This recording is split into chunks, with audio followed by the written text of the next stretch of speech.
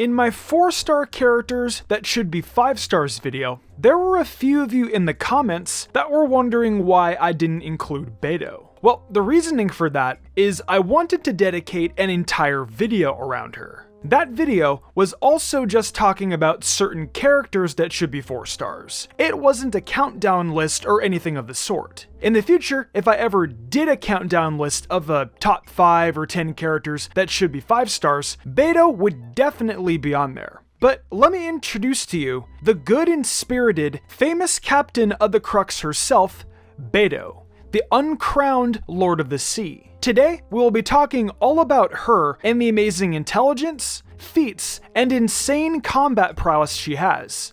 But first, before we begin though, if you enjoy Tevat's Facts and Wisdom, be sure to leave a like and subscribe if you enjoy the content. After the video is over, join us over in our community Discord server, where we talk all about Genshin, including lore. Okay, with that said, let's open the Tevattionary and see what's been uncovered. Beidou is from the Claymore weapon class of units you can choose from. She also has an Electro Vision, along with a plethora of great attacks, including a killer counterattack. Her constellation, Victor Mare, means Conqueror of the Sea, which ties tightly with her story. She is a steadfast young woman in approximately her 20s, and is often described by her crew, mates, friends, and peers as a hard worker and loyal to those that earned her respect and trust. She is renowned for her strength and courageous actions throughout Liyue and the many seas around Tevat.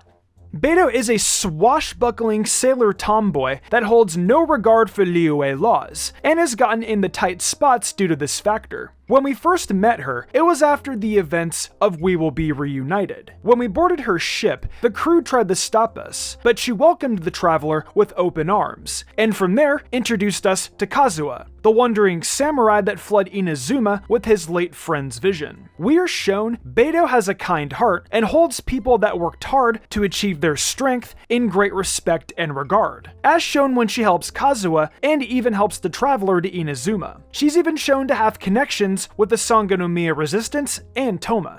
She even has powerful connections in the Qixing in characters like the famed genius Ningguang and Keqing, who isn't afraid to voice her beliefs. From what we have learned, Keqing holds Beidou in high regard, and Ningguang, though she will not admit it at face value, has respect for our beloved captain as well. Beidou shockingly also has connections with another beloved character, Xiao, the Animo Yaksha.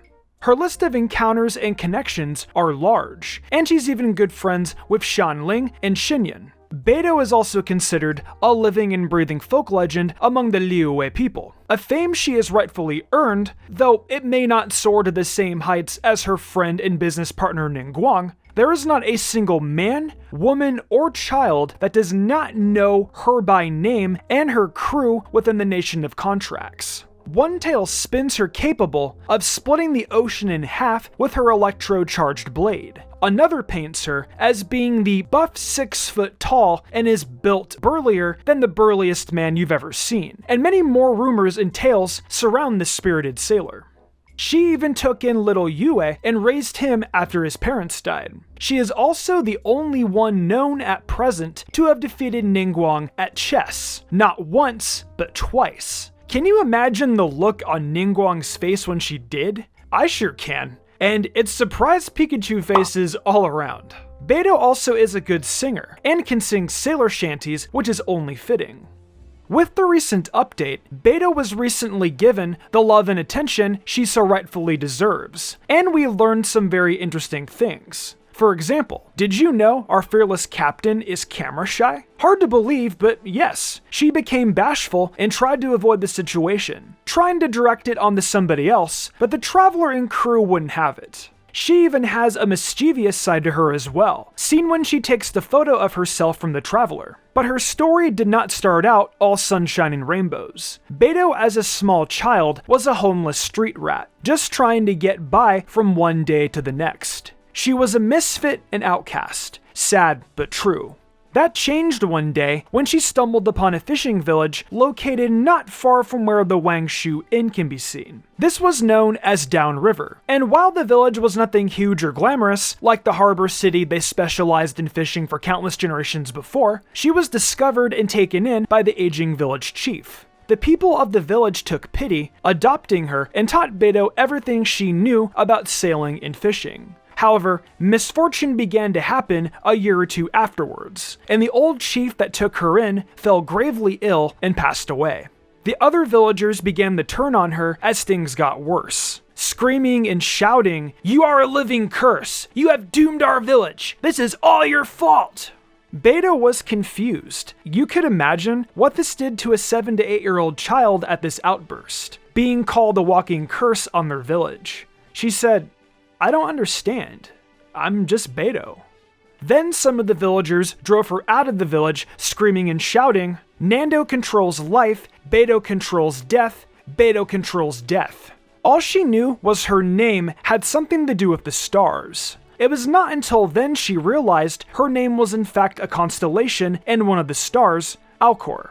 Yep, the same name as her ship was an omen of doom. Many years later, she would go on to form the Crux crew on her famed boat that shared the name of the star of her namesake's constellation. One night, during Lantern Rite, a storm had hit, and the lanterns had long gone out, but through the clouds and mist, she had spotted a lone Adeptus moving through Guyan Stone Forest. The old lullaby of Rex Lapis that had inspired her became her drive and inspiration. But it wasn't until one trip out at sea did she acquire a dire circumstance. A massive sea monster of a leviathan known as Haishan had attacked, and for 4 days, this nightmare went on as they sang out the same song in dread. The crew dare not sleep as the beast was in its element at night, and the battle was a long one going well into the night. In her weakened state, she finally slayed the sea monster with a single strike of her claymore. As if the heavens approved of her achievement, lightning struck the sea as she stood soaked in her fallen adversary's blood. A vision bestowed to the captain as if to reward and acknowledge her feat. So, there you have it. Be it juggling Liyue's market and politics to surviving wars and the cruel sea itself, this misfit has crawled quite literally to the top. None of her fame was handed to her on a silver platter, and she worked twice as hard to achieve her grand feats to where she is now. Beidou is a marvelous and beloved jewel to Liyue's treasure chest of lore and fame. I hope that with this video as well, I was able to give you a proper explanation on how she was definitely worth 5-star material. I hope you too now see what a star she is. And if you'll excuse me, I think I'll go join this captain for a boisterous party along with a lot of dandelion wine. 2 hours later. Hey, close the book. Tevachner, yep, close the book. I'll see you next time with more, yeah.